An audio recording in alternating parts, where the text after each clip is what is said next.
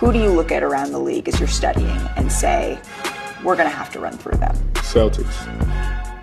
No one in the West? Nah, I'm fine in the West.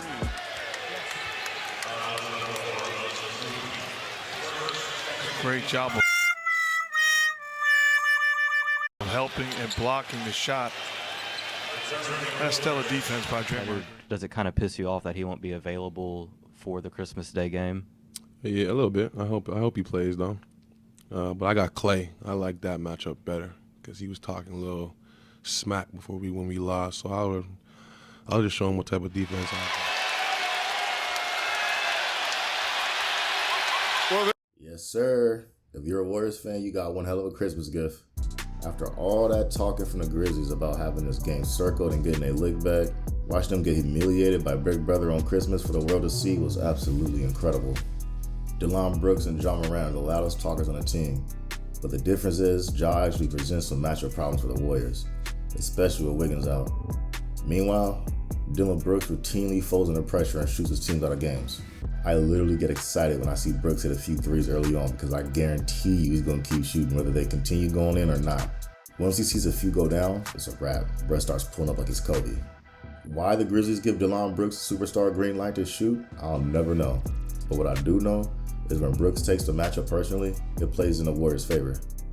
Ja had himself a cool little stat line. 36, 7, and 8 on 15 for 29 shooting from the field. That's cool. The Warriors know for the most part, Ja's gonna get his. He's a great player and it's hard keeping him out the paint. But the two stats to focus on are his 6 turnovers and his 2 for 10 shooting from 3. Like the playoffs, the Warriors are comfortable giving Ja open threes all day.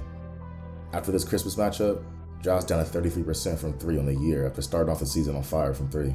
From a game-to-game basis, he can occasionally make you pay if he gets hot. But for the most part, as a defense, if Ja's pulling up 10 times a game from 3, you'll take that. Letting the opposing team's star player get his while shutting everyone else's water off is a strategy the Warriors have been using for years. They let Harden get his, they let LeBron get his, they let Luka get his. Ja's no different. As long as the rest of the Grizzlies are kept in check, Ja can get 40 all he wants. It won't matter if Ben and Jaren Jackson combine for 20 points like they did this game. That's your second and third best player, no show in a game that they said they had circled for months. This is probably going to go down as one of my favorite Klay games, not because of how he played, but because of the level of trolling and pettiness he displayed. If there's ever a book written on Klay's career, I need this game to have its own chapter.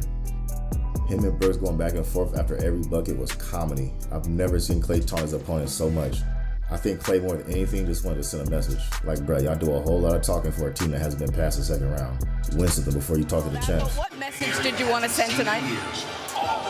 Man, they was talking about dynasty and all that. You can't talk dynasty when you haven't won before. I don't think people realize how hard that is, the commitment and sacrifice it takes.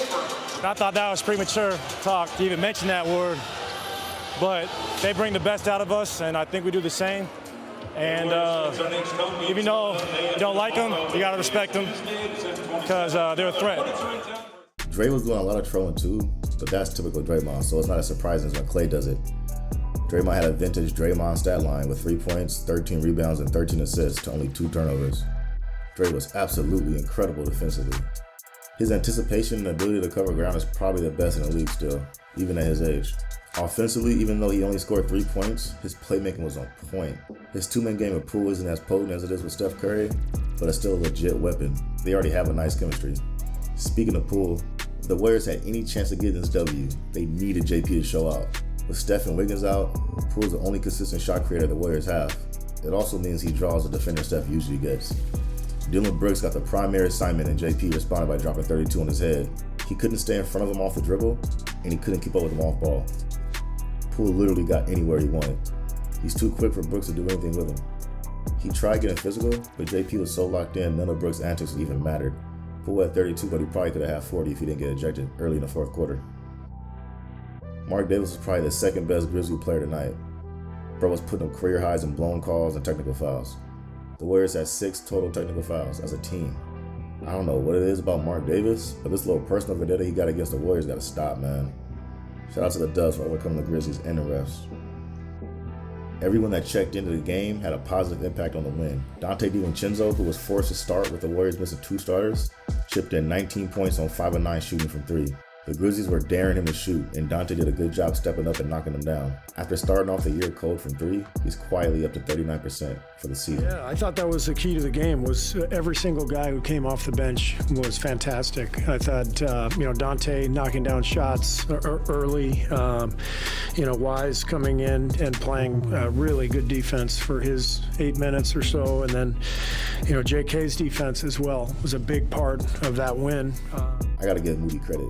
It's hard for a young player getting inconsistent PT off the bench to consistently knock down shots. You don't know if you're gonna play 5 minutes or 25 minutes. It's not easy staying in rhythm. Moody's shooting 40% from 3 this year, so I would say he's doing a pretty good job of making his best of his opportunities and knocking down shots.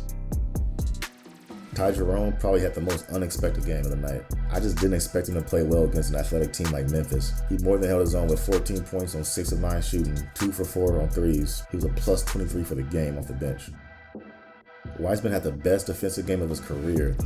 Maybe his best game overall considering the opponent and the circumstances. Even though he only played 8 minutes, they were impactful minutes. He didn't score any points, but he challenged shots and he was a legit factor at the rim.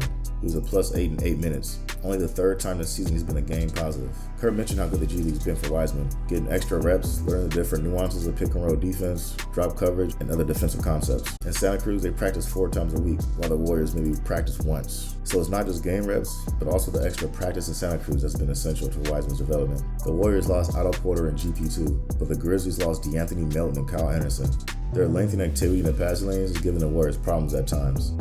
Now the Grizzlies don't really have anyone to replace them. Similar to the Warriors, they let a few key vets go in hopes of young players replacing their production. All this matchup showed me is that the Grizzlies are still little brother. Regardless of record, the Warriors have a mental edge over Memphis. Between the Celtics win and this Grizzlies win, the Warriors put the league on notice. Regardless of playoff seeding, the road to the championship still goes to the Warriors. Anyways, that's all I got for y'all. If you stuck around this long into the video, I appreciate you. Like, comment, subscribe. Follow your boy on Twitter at Howie_415. I'm out, y'all. Peace.